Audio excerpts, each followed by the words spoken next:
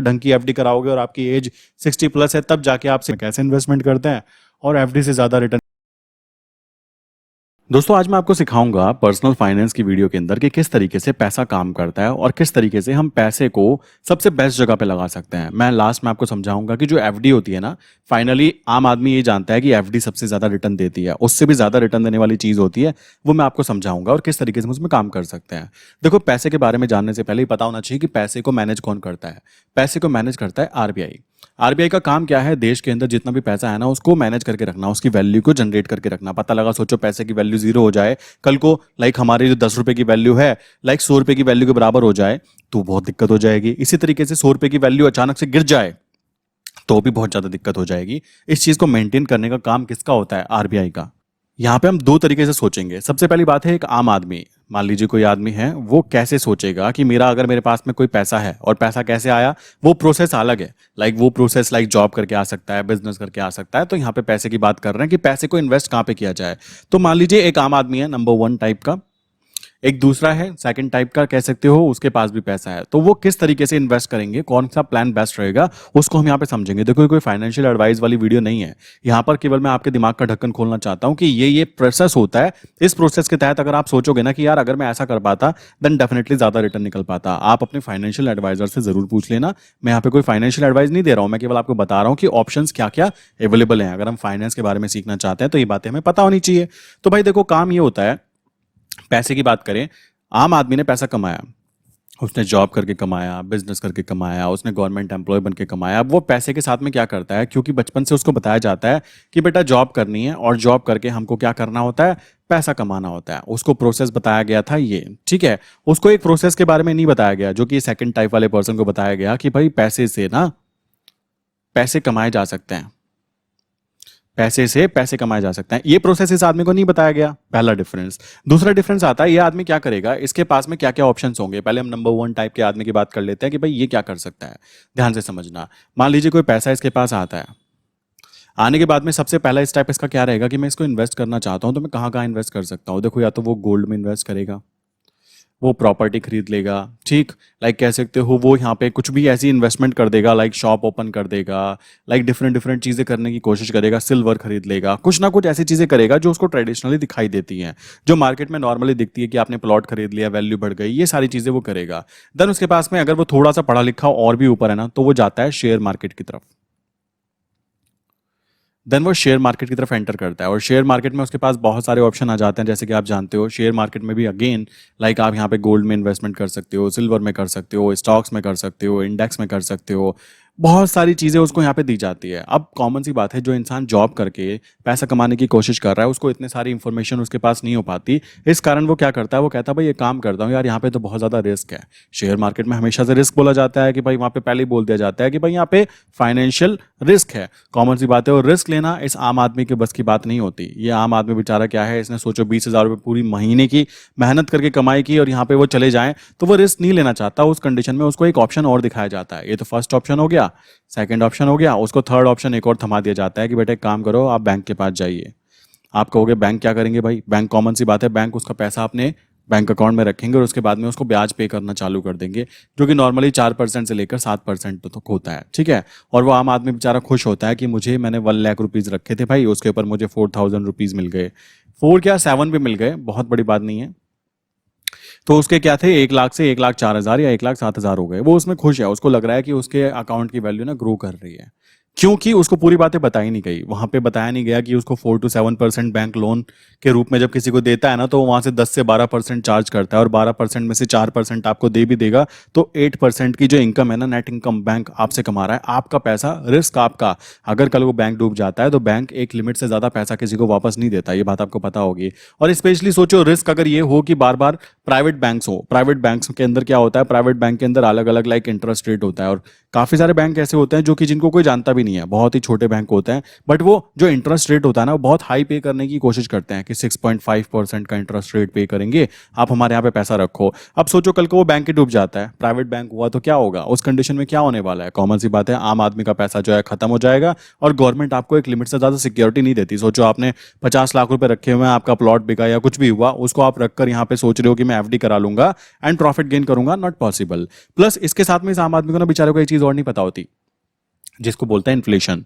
Normally inflation की बात करें तो 7% से लेकर 8% का इन्फ्लेशन होता है। मतलब इसका मतलब है सबसे खतरनाक चीज जो है ना, महंगाई दर होता है ना, कहते हैं कि महंगाई आ गई, महंगाई आ गई। भाई वो 7 to 8% एक नॉर्मल प्रोसेस है कि इतनी महंगाई आनी आनी होती है। शायद काफी सारे लोगों की सैलरी के अंदर साल भर में इतना इंक्रीजमेंट ना होता हो जितना कि 7 से 8% की महंगाई दर यहाँ पे देखने के लिए मिलती है। इसका मतलब क्या है, अगर आज एक चीज आप 100 रुपए की खरीद पाते हो ना मेरे भाई, तो आप आने वाले एक साल बाद उसको 107 रुपए में खरीद पाओगे। तो ये बात दिमाग में रखो कि आप जो भी इन्वेस्टमेंट करो ना वो ऐसी हो जिसमें सेफ एंड सिक्योर, प्लस आपका जो ये इंटरेस्ट रेट होगा ना उससे ज्यादा इंटरेस्ट रेट आपको मिले, ताकि आप ये इन्फ्लेशन को भी कह सकते हो आगे निकल पाओ इससे। सोचो आपने 4% तो कमाया और आपका 7% का इन्फ्लेशन था, तो एक्चुअल में आपका पोपट कट गया। कैसे? 7 - 4 = 3, तो आप 3% के लॉस में हो। समझ रहे हो? ये चीज आम आदमी को नहीं पता होती। उसको तो ये दिख रहा है कि भाई 1 लाख का अकाउंट था एक साल पहले, 1,08,000 हो गया, अरे बहुत ज्यादा बढ़ गया रे। तो ऐसा नहीं होना है, ठीक है? ये बात ध्यान रखो। तो फर्स्ट टाइम वाला पर्सन जो होगा ना वो इस तरीके से सोचता है, शेयर मार्केट को वो जुआ मानता है, वो नहीं करना चाहता। प्लस इसी में शेयर मार्केट में ना कुछ चीजें इन्वॉल्व हो जाती है, म्यूचुअल फंड आ जाओ, एसआईपी करा लो। मैं देखता हूँ काफ़ी सारे लोग ऐसे हैं बेचारे जो 20-30,000 की इनकम कमाते हैं और उसके अंदर वो 2,000 रुपीज़ मंथली की एसआईपी कराते हैं। एक्चुअल में उनमें से काफ़ी लोगों को ना हो सकता है एसआईपी की फुल फॉर्म भी ना पता हो, बट उनको किसी ने बता दिया कि देखो जी मैं तो अपने बच्चे के नाम पे एसआईपी करा रहा हूँ और एसआईपी कराने से हो सकता है इतना इनकम रिटर्न निकल के मिले। बताना चाहूँगा जो एसआईपी होती है ना वो टोटली डिपेंडेंट होती है शेयर मार्केट के ऊपर। जब एसआईपी आप कंटिन्यू करते हो तो वहाँ पर पहले ही आपको बता दिया जाता है कि शेयर मार्केट अगर कल को बर्बाद हो जाता है तो आपके जो स्टॉक्स हैं, लाइक जो भी चीज़ें हैं, उनमें वो आरओआई नहीं निकल के आ पाएगा। जो आरओआई वो एक्सपेक्टेशन रखते हैं वो लोग, ठीक है? वो लोग कितना रखते हैं? 10% से 12% ईयरली, ठीक है? इतना बन जाता है, नो प्रॉब्लम। बट काफी टाइम ऐसा भी हो सकता है कि वहां पे लॉसेस देखने के लिए आपको मिल जाए। और वहां पे जब एसआईपी कंप्लीट होती है एक पर्टिकुलर टाइम के बाद में मैच्योर होती है, उस कंडीशन में वहां पे उन कंपनीज के भी चार्जेस काफी हाई होते हैं जो आपकी एसआईपी को मेंटेन करके रखे हुए थे इतने समय से। सो कॉमन सी बात आती है, आप ये बात समझ सकते हो। आप कहते हो मैंने 2,000 की एसआईपी करा रखी है, एक्चुअल में मेरे भाई वो 2,000 रुपीज के ना शेयर ही खरीदे जा रहे हैं। बस बात क्या है, आपको ये वाली शेयर खरीदने की कोई नॉलेज नहीं है, आपको कोई इंफॉर्मेशन नहीं है, क्योंकि आपको बताया ही नहीं गया। आपको तो बताया गया था बेटा जॉब करनी है और पैसा कमाना है। अब इस पैसे से कैसे पैसा कमाना है, ये वाली जो नॉलेज होती है ना अमीर लोग देते हैं अपने बच्चों को। ये बात ध्यान रखना। देखो थोड़ा बुरा लग सकता है, आप कहोगे भाई क्या हमें गरीब बोल रहे हो, उसमें मैं भी आता हूं, ठीक है? बहुत सारे लोग ऐसे होते हैं जिनको इंफॉर्मेशन होती ही नहीं है। सारा गेम इंफॉर्मेशन का है। अगर आप किसी को पैसा दे रहे हो और आप उससे कोई प्रोडक्ट ले रहे हो, ठीक है? मैं बोलता हूं काफी सारे लोग ऐसे हैं जो पैसा लेते हैं और खाली इंफॉर्मेशन प्रोवाइड करते हैं। तो इंफॉर्मेशन भी एक्चुअल में एक प्रोडक्ट ही है, जिसके पास होती है देन डेफिनेटली उसको वो भरपूर यूज कर पाता है, और जिसपे नहीं होती वो बेचारा नहीं कर पाता। अब जैसे कि स्टार्टिंग वाले लोग क्या है, जॉब से पैसा कमाना उनका रूल नंबर 1 होता है। सेकंड जो है, लाइक उनको नहीं पता कि पैसे से पैसा कमाया जा सकता है, ठीक? उनको ये बात नहीं बताई जाती। थर्ड रूल उनको ये नहीं बताया जाता कि जो बैंक्स हैं वो आपके साथ स्कैम कर रहे हैं। बैंक्स जो हैं वो स्कैमर हैं, स्कैम्स कर रहे हैं। क्यों स्कैम्स कर रहे हैं भाई? वो आपको पूरी बात नहीं बताते कि हम आपको 4% का इंटरेस्ट रेट दे रहे हैं, बट इन्फ्लेशन तो 7% है मेरे भाई, आपका पैसा तो फिर भी डूब जाएगा। आपको पता होना चाहिए, जो लाइक जैसे चाइना हो गया, लाइक काफ़ी सारी कंट्रीज ऐसी होती हैं वहाँ पे ना बैंक के अंदर पैसा रखने पर इंटरेस्ट रेट नहीं मिलता। उसके पीछे का रीज़न ये है कि भाई ताकि आम जनता को पता रहे, देखो बेटा मैं तुम्हें कुछ नहीं देने वाला, बैंक कहता है मैं तुझे कुछ नहीं देने वाला, मेरे पास रखना चाहता हो रख ले, नहीं रखना चाहता हो अपने पैसे को व्यापार में लगा दे। तो जब आदमी को दिखता है ना कि यार ये बेसिकली ये वाला प्रोसेस तो काम ही नहीं कर रहा है, देन डेफिनेटली वो क्या करना पसंद करता है, वो अपने पैसे को बिजनेस में लगाना चालू करेगा, कोई ना कोई धंधा करेगा, कोई ना कोई बुद्धि चलाएगा, क्योंकि उसको पता है कि उसको कोई रिटर्न नहीं मिलेगा। तो इस कारण उस देश की इकोनॉमी के अंदर जो पैसा है ना वो सर्कुलेट करेगा। एंड कॉमन सी बात है, देश के अंदर पैसा सर्कुलेट करेगा तो कॉमन सी चीज आती है जीडीपी ग्रोथ करना एंड डिफरेंट डिफरेंट चीजें, वहां पे पॉजिटिव इकोनॉमिकल फैक्टर्स चालू हो जाते हैं। क्लियर? सो ये तरीका हुआ किसका? एक आम आदमी का, जो फर्स्ट टाइप का पर्सन है, जिसको बेचारे को कुछ खास नहीं आता, उसको केवल ये बताया गया बेटा जॉब करनी है, पैसा कमाना है, पैसा कमा के बैंक को थमा देना है, बैंक को थमाने के बाद में फिर अपनी एक एसआईपी चालू कर देनी है। और एसआईपी उसको पता भी नहीं है बेचारे को एसआईपी की फुल फॉर्म क्या होती है, वो फिर भी एसआईपी करता है क्योंकि आस पड़ोस के लोग भी कर रहे होते हैं। देखो यही एक्चुअल में रियलिटी है। एक रिक्शा वाला भी बेचारा वो जो होगा, अगर उसको एसआईपी की बात बता दी जाए ना, लाइक 2-4 बार बता दी जाए, तो वो भी बेचारा कहेगा भाई मेरे भी 500 रुपये की एसआईपी कर लो, जबकि उसको पता है कि 500 रुपये से कोई रॉकेट साइंस कुछ नहीं होने वाला है, बट वो अपनी सेफ्टी चाहता है, उसको फील आ रहा है कि मैंने कुछ अच्छा किया। इसमें कोई देखो गलत बात नहीं है, बट एक्चुअल रियलिटी समझो। सेकंड पॉइंट आ जाता है, सेकंड टाइप का जो इंसान है उसको पता है कि भाई पैसा एक बार कमाया, ठीक है, कमाने के बाद में अपनी जॉब से, बिजनेस से कमाने के बाद में नेक्स्ट प्रोसेस है पैसे से काम कराना है। रूल नंबर 1, रूल नंबर 1 पैसे से काम कराना है, उसको ये चीज क्लियर है।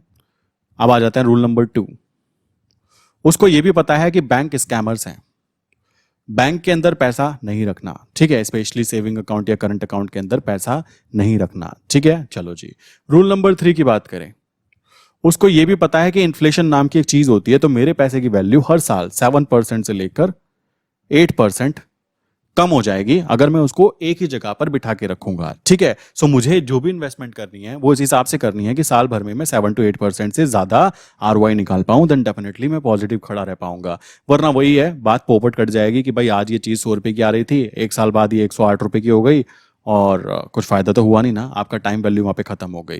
देन रूल नंबर 4 की बात करें, रूल नंबर 4 में यह है कि ये इंसान, जो ये वाला इंसान है ना, ये कभी भी एफडी नहीं कराता ये इंसान कभी भी एफडी नहीं कराता। प्लस रूल नंबर 4 की बात करें, 5 रूल नंबर 5 की बात करें, इसके यहाँ पर ये चीज सिखाई जाती है कि पैसे से पैसे कैसे कमाना है, इसको बताया जाता है सारी चीजें। प्लस इसको ये भी बताया जाता है कि स्टॉक मार्केट जो है ना, स्टॉक मार्केट एक प्रोफेशनल जगह है, नॉट लाइक अनप्रोफेशनल जगह है। अगर आपको कोई चीज़ करनी नहीं आती, सोचो मुझे प्लेन उड़ाना नहीं आता, मुझे बाइक चलानी नहीं आती, और मेरे हाथ में बाइक थमा दोगे और मेरे पीछे 2 लोगों को बिठा दोगे या प्लेन के अंदर लोग बिठा दोगे और मुझे चलाने के लिए बोलोगे, नॉट पॉसिबल ना। वही चीज़ यहाँ पर शेयर मार्केट में आती है। शेयर मार्केट में मान के चलो, कम से कम मैं आपको बताना चाहूँगा, ये हलवा नहीं है लाइक आया खाया हाथ धोया और चला गया। नॉर्मली मान के चलो 6 महीने से 8 महीने ये पूरा प्रोसेस लगना ही लगना है अगर कोई इंसान शेयर मार्केट में अपना, कह सकते हो, एक इन्वेस्टमेंट पर्पस के लिए भी अगर वो करना चाहता है। ऐसा नहीं है कि आप 2 दिन पहले आओगे और कहोगे मैं तो केवल और केवल इस स्टॉक में काम करना चाहता हूं।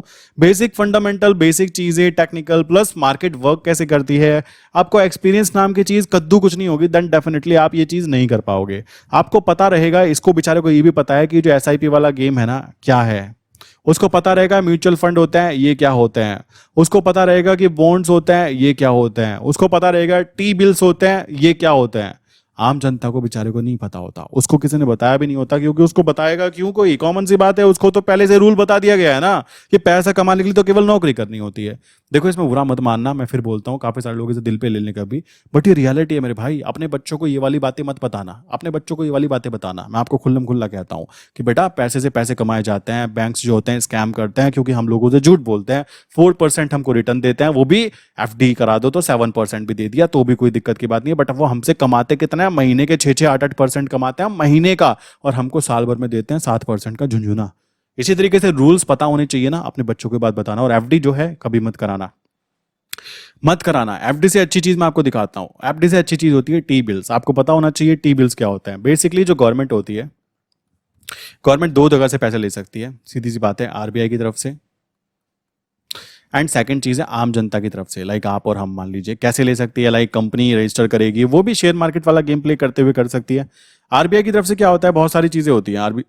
आरबीआई की तरफ से क्या होता है, आरबीआई यहाँ पे कहता है भाई टी बिल्स निकल रहे हैं, टी बिल्स किसी को लेना है तो ले लीजिए, ट्रेजरी बिल्स बोलते हैं, टी बिल्स निकल रहे हैं, बॉन्ड्स निकल रहे हैं, कि इस टाइम पर, मतलब मान लीजिए आज से इतने दिनों के बाद अगर कोई इंसान इन बॉन्ड्स में इन्वेस्टमेंट करता है, मान लीजिए 1 CR की इन्वेस्टमेंट की है, तो उसको इतने दिनों बाद में श्योर 1.3 CR उसको मिल जाएगा। ठीक है, ये लॉन्ग टर्म होते हैं, 30 ईयर 40 ईयर, और इन 30-40 ईयर्स के अंदर इस पैसे से क्या होता है, गवर्नमेंट क्या करती है, डेवलपमेंट के वर्क करती है। कॉमन सी बात है, आप देखोगे ना जो बहुत ज्यादा डेवलप कंट्रीज हैं उनके ऊपर बहुत ज्यादा लोन होता है। लोन मींस कह सकते हो उनके बॉन्ड्स, टी बिल्स, एंड इनके ऊपर बहुत ज्यादा कर्जा होता है। वो कर्जे में चल रहे हैं, एक्चुअल में उधार ले लेके चल रहे हैं। हमारे यहाँ पे दिक्कत यह है कि उधार लेने को गलत बताया गया है। पता क्यों बताया गया, क्योंकि हमारे यहाँ पे जो फर्स्ट टाइप के लोग होते हैं उनका कट जाता है पोपट। उधार लेकर वो सबसे पहला काम पता है क्या करते हैं, एक आईफोन खरीदेंगे, है ना, एक मर्सिडीज खरीदेंगे। उनको ज्यादा पैसे आ जाएं तो वो हजम भी नहीं कर पाते। ये रियलिटी है हमारे देश के अंदर। बट आप देखोगे ना, बाहर की कंट्रीज होती हैं, उनका जो बिल होता है ना, वो लाइक वो बिल ही चल रहा होता है उधार के पैसे पे, वो जी ही रहे हैं उधार के पैसे पे। ये रियलिटी है। आपको बात पता होनी चाहिए कि किस तरीके से बाहर के लोग अपने आप को सर्वाइव कराते हैं, बिकॉज दे नो कि हम क्या कर रहे हैं, बिकॉज वहां पे थोड़ी बहुत फाइनेंशियल एजुकेशन पहले से देने की कोशिश की जाती है। आपको ये बात ध्यान रखनी है कि अगर आप ज्यादा पैसा ज्यादा पैसा नहीं कमाना चाहते, आप इक्विटी में इन्वेस्टमेंट नहीं कर सकते। इक्विटी में मैंने बताया, इक्विटी में केवल जीतने के चांसेस 20% है। और मेरे भाई, आप इतने बड़े 30 मार खा नहीं हो। आप तो एक नॉर्मल जॉब करने वाले इंसान हो जो कि शेयर मार्केट की इक्विटीज के अंदर कहाँ पे इन्वेस्टमेंट की जाए, इस चीज को अच्छे से आइडेंटिफाई कर पाओ। मैं भी नहीं कर पाऊंगा ना। अब कोई कहने लगा भाई यहाँ पे तो बहुत छोटे है, मैं पैनी स्टॉक खरीद लूंगा, भाई पोपट कटेगा वहां पे, तो पैसा आके बर्बाद है। इससे अच्छा तो क्या करो, कैश निकालो और उसमें आग लगा दो। समझ रहे हो? उससे अच्छा तो ये रहता है। पैनी स्टॉक में किस्मत आजमाना कि मैंने 20,000 यहाँ डाले, यहाँ डाले, यहाँ डाले, 10 साल बाद मेरा बच्चा खरबपति बन जाएगा, ये प्लानिंग देखो हमारे बस की तो नहीं है। तो ये भी हमारे हाथ का नहीं है और ये भी हमारे बस का नहीं है। रही बात एसआईपी की बात करें, एसआईपी में हमें पता ही नहीं चल पाता कि कहाँ पे इन्वेस्टमेंट की जा रही है। बस हमारा पैसा जो है, मान लो मैंने यहाँ पे 5,000 रुपये डाले और मेरे जैसे 1,000 बंदे हुए, ठीक, तो बेसिकली जो फंड इकट्ठा हुआ, उस फंड के साथ में क्या गेम खेला गया मुझे पता ही नहीं है। कहाँ इन्वेस्टमेंट की जा रही है मुझे पता ही नहीं है। म्यूचुअल फंड की बात करें, म्यूचुअल फंड में इतना तो पता रहता है कि कौन से वाले स्टॉक्स हैं, किस जगह पे किया जा रहा है, क्या चीज़ें हो रही हैं। यहाँ पे तो वो भी हवा नहीं आती। तो हमारे बस की बात यहाँ पे है ही नहीं। समझ रहे हो? प्लस जब ये कंप्लीट होता है ना, जब प्रॉफिट बनता है, देन यहाँ पे बहुत सारे लोग सांप बन के खड़े हो जाते हैं, मुझे भी चाहिए, मुझे भी चाहिए, मुझे भी चाहिए। गवर्नमेंट कहती है टैक्स दो, ठीक, एसआईपी वाली जो कंपनी आपकी जिसने करा रही है वो कहती है हमारे चार्जेस दो। तो भाई ये सारे बहुत मगजमारी वाली चीज़ें हैं। मैं आज आपको एक चीज़ समझाता हूँ, ये होते हैं टी बिल्स। टी बिल्स को आप क्या कर सकते हो इजीली, लाइक गवर्नमेंट के टी बिल्स होते हैं। इन बिल्स के साथ में क्या होता है, ये 91 डेज, 180 डेज या 364 डेज, इसके टाइम फ्रेम में होते हैं। जितना ज़्यादा टाइम फ्रेम आप चूज करते हो, लाइक मैच्योरिटी लेवल बोलते हैं कि भाई वो मैच्योर हो गया, उस टाइम के हिसाब से आपको 6.5% के हिसाब से इजीली आपको कह सकते हो यहाँ पे आपका इंटरेस्ट रेट आपके अकाउंट में गिर जाता है। प्लस अगर आप यहाँ पे लेना चाहते हो ना, तो आप क्या करना, अभी क्या करना, अभी तो देखो यहाँ पे गवर्नमेंट सिक्योरिटीज वाला पार्ट ऐड हो गया है ज़ीरोधा के अंदर। यहाँ पे जब बिड में जाते हैं ना, तो यहाँ पे आईपीओ वगैरह यहाँ पे आते हैं, यहाँ पे गवर्नमेंट सिक्योरिटीज आती है। सो अभी क्या है, यहाँ पे टी बिल्स नहीं है। टी बिल्स जो है बेसिकली मंडे आते हैं। अभी आप यहाँ पे देखेंगे तो जो भी बिल्स आने वाले हैं अप्रोक्स वो कब आएंगे, 12 तारीख को आएगा डेट जो इशू होगा। एंड 12 तारीख की बात करें तो 12 तारीख का बैठने वाला है अप्रोक्स ट्यूसडे, जी ट्यूसडे आएगा। एंड 13 तारीख को, यहाँ से 2 डेट है। आप यहाँ पे इजीली इन्वेस्टमेंट कर सकते हैं। कैसे कैसे इन्वेस्टमेंट होगी एक बार मैं खुद करके भी दिखा दूंगा आपको किस तरीके से काम होता है। बहुत ईजी है आज के समय में। यहाँ पे देखो, आप यहाँ पे जाओगे ऑर्डर प्लेस करना, जैसे ये यहाँ पे बॉन्ड्स हैं, ठीक है। बहुत सारे लोग सोचते होंगे बॉन्ड्स खरीदना बहुत मुश्किल है ना, ऐसा कोई मुश्किल काम नहीं है। नॉर्मली क्या करना है, देखो 7.3% 2053। अब इतना लंबा तो मैं बैठने वाला नहीं हूँ ना, अभी तो 23 चल रहा है, तो भाई 30 ईयर्स के लिए मैं इन्वेस्टमेंट नहीं करना चाहता। 30 ईयर्स के लिए अगर मैं करूँगा तो ईयरली मुझे क्या क्या रिटर्न मिलने वाला है आप देख सकते हो, ठीक है। इतना भी बेसिक आ जाता है एफडी के हिसाब से। मेन चीज़ है, अगर यहाँ पे मान लो किसी ने किया, देखो यहाँ पे इंसान कौन इन्वेस्टमेंट करेगा, एक बात सोचो। मान लीजिए मैं अभी यहाँ पे हूँ, ठीक है, मैं अभी बेसिकली 28 का हो चुका हूँ, ठीक। अगर मैं चलो नंबर के लिए 30 मान लेता हूँ, तो मुझे दिख रहा है कि भाई 60 ईयर में होने पर मेरे पास पैसा होना चाहिए। 60 ईयर्स की एज के अंदर मेरे पास इतना पैसा हो कि मैं सर्वाइव कर पाऊँ, और मेरे खर्चे कितने हैं उस हिसाब से मैं देखूंगा। तो आज अगर मैं यहाँ पे इन्वेस्टमेंट करता हूँ, यहाँ पे इन्वेस्टमेंट करता हूँ, तो 2053 में वो चीज़ कंप्लीट होगी जो सिक्योरिटी का नाम है। बेसिकली वो क्लोज्ड कब होगा, बेसिकली आप देख सकते हैं। और ये यहाँ पे यूनिट्स में काम किया जाता है। तो इस तरीके से बहुत लंबे लंबे टाइम फ्रेम के लिए कह सकते हो सिक्योरिटीज में इन्वेस्टमेंट की जाती है। और ये सिक्योरिटीज में इन्वेस्टमेंट करना बहुत ही बच्चों का खेल हो चुका है। लाइक क्लिक करोगे, क्लिक करने पर यूनिट्स में बाय करना है, 100 unit, 200 unit, 300 unit, 400 unit, and यहाँ पे कंफर्म कर देना है। बेसिकली कंफर्म करने का बात की जाए, ये आपका ऑर्डर चला जाएगा। एंड इस तरीके से आप यहाँ पे गवर्नमेंट सिक्योरिटीज़ में, लाइक इधर की तरफ मैं क्लिक करूँ तो यहाँ पे आप देख सकते हो डिफरेंट डिफरेंट चीज़ें काउंट होती है। लाइक कॉर्पोरेट बॉन्ड्स की बात करें तो बॉन्ड्स यहाँ पे दिखाई देंगे आपको। हमें कॉर्पोरेट बॉन्ड्स का यहाँ पे कुछ लेना देना नहीं है। म्यूचुअल फंड की बात करें तो म्यूचुअल फंड यहाँ पे दिखाई देंगे। एंड इसी तरीके से गवर्नमेंट बॉन्ड्स के अंदर हमें टी बिल्स जब आएंगे तो हमें टी बिल्स यहाँ पे शो होंगे, ठीक है। मेन चीज़ है हमारे लिए टी बिल्स, जो कि 91 डेज के लिए सबसे बेस्ट रहते हैं। आप चाहो तो एक बार इसके बारे में अपने लाइक जो आपका सीए है उनसे बात कर सकते हो, या फिर आपका जो फाइनेंशियल एडवाइजर है कि भाई अगर मैं टी बिल्स में इन्वेस्टमेंट करता हूँ तो मेरा जो रिटर्न आरओआई निकल कर आता है वो कितना आता है। और बाकी इस वीडियो को रोक कर एक बार इसको समझ लेना कि किस तरीके से काम किया जाता है। यहाँ पे मैंने सारी चीज़ें लिखी हुई हैं, यहाँ पे दिख रही है आपको, ठीक है। सो आई विश कि यार ये टी बिल्स जो है ना आपके समझ में आया होगा कि किस तरीके से आप नॉर्मल एक एफडी से, जो कि आपको 7% छोड़ो वो तो 4% ही रिटर्न दे पाती है, पता हो आपको, एफडी आपको 4% 5% ही रिटर्न दे पाती है। अगर ढंग की एफडी कराओगे और आपकी एज 60+ है तब जाके आप 6% के ऊपर जा पाओगे। तो यार वो चीजें तो थोड़ी अजीब हो जाती है। उससे अच्छा है आप ये कर सकते हो, और आपकी एज कुछ भी हो उससे कोई फर्क नहीं पड़ता है। अगर मान लीजिए आपको लगता है कि मेरा जो पैसा मेरे बैंक अकाउंट में पड़ा हुआ है वो फ्री ऑफ कॉस्ट पड़ा हुआ है, भाई आप टी बिल्स खरीद सकते हो। टी बिल्स मेरे हिसाब से सबसे ज्यादा सेफ काउंट होते हैं। फिर बोलूंगा मैं कोई फाइनेंशियल एडवाइजर नहीं दे रहा हूँ, अपने फाइनेंशियल एडवाइजर से पूछना कि टी बिल्स होते क्या है, कैसे काम करते हैं, क्या चीज होती है। क्योंकि यहाँ पर एक ध्यान रखने वाली बात आ जाती है। यहाँ पे सबसे बड़ी प्रॉब्लम जो मैं देखने के लिए फेस आती है ना मुझे, वो ये आती है कि यहाँ पे वॉल्यूम बहुत कम होती है। वॉल्यूम कम क्यों होती है? क्योंकि आरबीआई के जो मेन वेबसाइट है ना, मेनली जो लोग होते हैं टी बिल्स वहां से बाय सेल करते हैं, ठीक है। और बाय करने के बाद सेल तो कोई कोई करता है। क्यों? रीजन है उसके पीछे। मान लीजिए मैंने आज इसमें टी बिल्स बाय किए, मैंने क्या किया, 200 क्वांटिटी मैंने बाय की। अब बाय करने के बाद मुझे पता है कि 91 डेज के बाद में जो प्रोसेस है ना पूरा का पूरा कंप्लीट होकर मेरे डीमेट अकाउंट के अंदर ही पैसा ऐड हो जाएगा। ऐसा होता है इसके अंदर। मान लो मुझे बीच में इसको तोड़ने की जरूरत पड़ गई तो थोड़ा सा एक एक्स्ट्रा चार्ज लग जाता है, और जरूरत पड़ने के हिसाब से मैं यहाँ पे एग्जिट कर सकता हूँ। यहाँ पे क्या है, डिफरेंस आता है, थोड़ा सा डिफरेंस कह सकते हो। क्यों आता है? क्योंकि यहाँ पे वॉल्यूम्स कम है, तो वहां पे जितनी जगह पर वहां पे सेलर अवेलेबल होगा, कॉमन सी बात है, बायर अवेलेबल होगा उस जगह पे, उस हिसाब से आपको वहां पे टी बिल्स का प्राइस मिल जाता है। सो आप इसके अंदर करना चाहें तो एक बार एक यूनिट के अंदर करके देख सकते हो कि 91 डेज में मुझे कितना आरओआई निकल कर आया, कितना फंड मेरा इन्वॉल्व रहा था, किस तरीके से मेरे पैसे ने मेरे लिए काम किया। और सबसे अच्छी बात बताना चाहूंगा, वो लोग जो बेसिकली जॉब करते हैं, भाई एफडी से तो मेरे हिसाब से बहुत 100 गुना ज्यादा अच्छा है ये। क्यों अच्छा है? आपकी एज अभी 23 24 है, आपके पास समय नहीं है, तो आप ये काम करके भी देख सकते हो टी बिल्स में कैसे इन्वेस्टमेंट करते हैं, क्या करते हैं, ये चीज आप चेक करके बहुत इजीली देख सकते हो।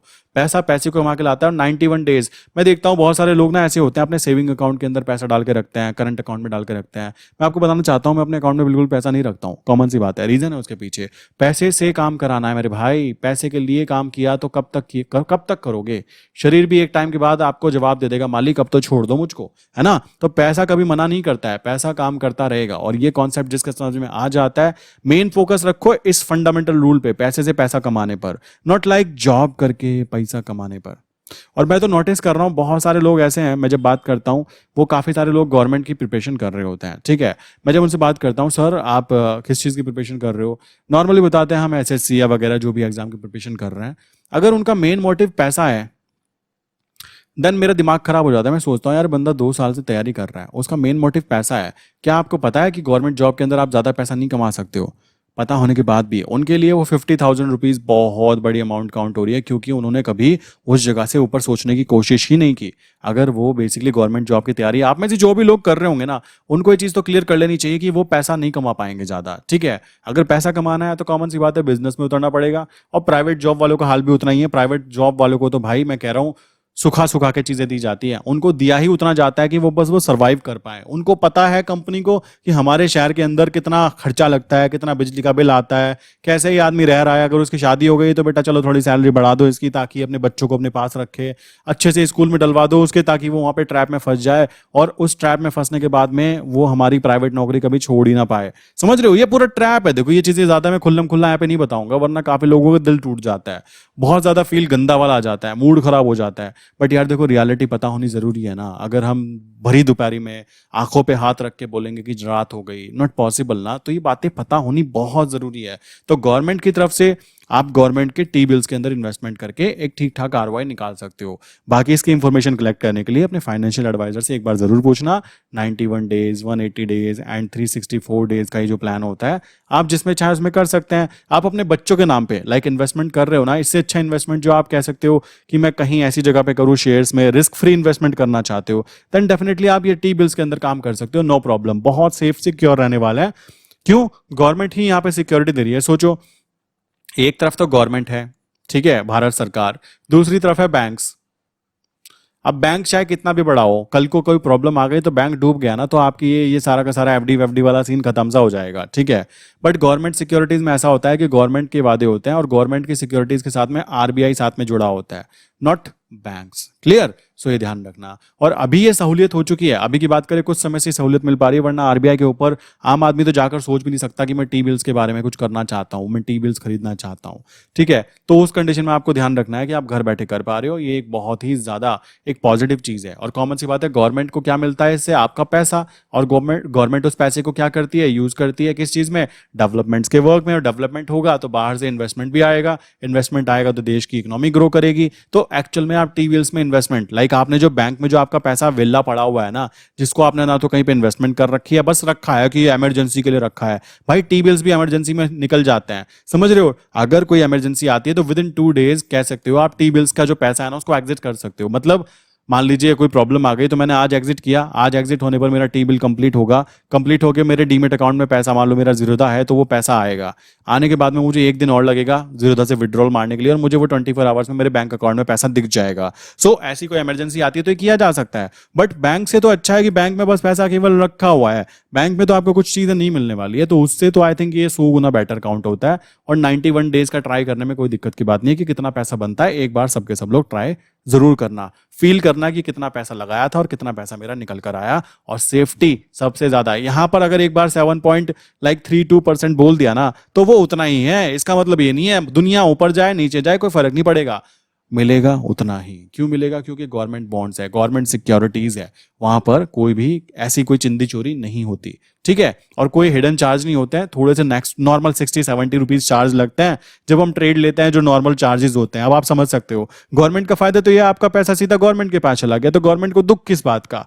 और ब्रोकर जो है उसको अपना नॉर्मली 40-50 रुपए जो उसके चार्ज होते हैं वो मिल गए। तो इस तरीके से घर बैठे बैठे आज के समय में हम ऐसी जगह पर इन्वेस्टमेंट कर सकते हैं जो कि आपको एफडी से तो ज्यादा अच्छा रिटर्न देता है। देखो, मैं कभी एफडी कराने के पक्ष में हूं ही नहीं था, ठीक है, आपने देखा भी होगा। एफडी कराना तो वो चीज होती है जिसके अंदर कोई बुद्धि ना हो ना, और वो कहता है भाई देखो मेरे अंदर बुद्धि भी नहीं है और मैंने नौकरी करके केवल ये पैसे कमा लिए थोड़े से, या मेरा कहीं से प्लॉट बिक गया, सड़क के किनारे प्लॉट आ गया, हाईवे पे आ गया, वगैरह वगैरह, वहां से पैसा आया, मैं इसके साथ क्या करूं?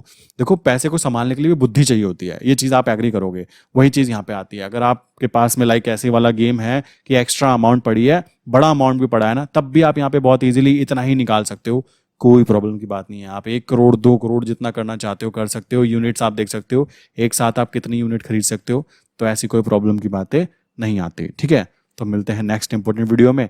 और बाकी रही एक और चीज़ बता देना चाहता हूँ, लाइक यहाँ पे आज काफ़ी सारे क्वेश्चंस थे, तो क्वेश्चंस जो हैं वो लाइव सेशन नेक्स्ट में कवर किए जाएंगे जो भी पेड मेंबर्स हैं। यहाँ पे जो आज लेवल शेयर किए गए थे, तो लेवल कुछ ऐसे थे, एंड ये लेवल जो होता है मैं फिर बोल देता हूँ, ये केवल और केवल लर्निंग पर्पज़ के लिए शेयर किए जाते हैं मेरी टीम के लिए, और we are not SEBI registered, ठीक है, एडवाइज़र। आप इन पे केवल प्रैक्टिस कर सकते हो, नॉट कि डायरेक्ट ट्रेड करो, वो आपकी पर्सनल चॉइस होगी, आप अपने रिस्क पे करोगे, सेफ्टी फर्स्ट है। सो इस तरीके से काम किया जाता है, तो ये पूरा प्रोसेस होता है। और नॉर्मल आज का जो था मूवमेंट जो थी कोई खास नहीं हुई यहाँ पे, सो आप देख सकते हो यहीं पे धक्के खाता रहा इसी लाइन से बीच में, सो कोई प्रॉब्लम की बात नहीं है, ये चीज़ें चलती रहती है। सो इसी के साथ आज की वीडियो बंद करते हैं। अगर किसी के माइंड में कोई क्वेश्चन है और वो इस पर्टिकुलर ग्रुप के अंदर भी ऐड होना चाहता है, तो क्या करना है, नीचे मैंने बेस्ट डीमेट अकाउंट्स का लिंक दी है, आप अपना अकाउंट ओपन कर सकते हैं, एंड ओपन करने के बाद में इस नंबर पर बता सकते हैं, देन आपको यहाँ पे ऐड कर लिया जाएगा प्रैक्टिस पर्पज़ के लिए, कि आप प्रैक्टिस करना चाहें तो प्रैक्टिस कर सकते हैं। नंबर ये दिया हुआ है 9837, सेकंड नंबर है 8077521043।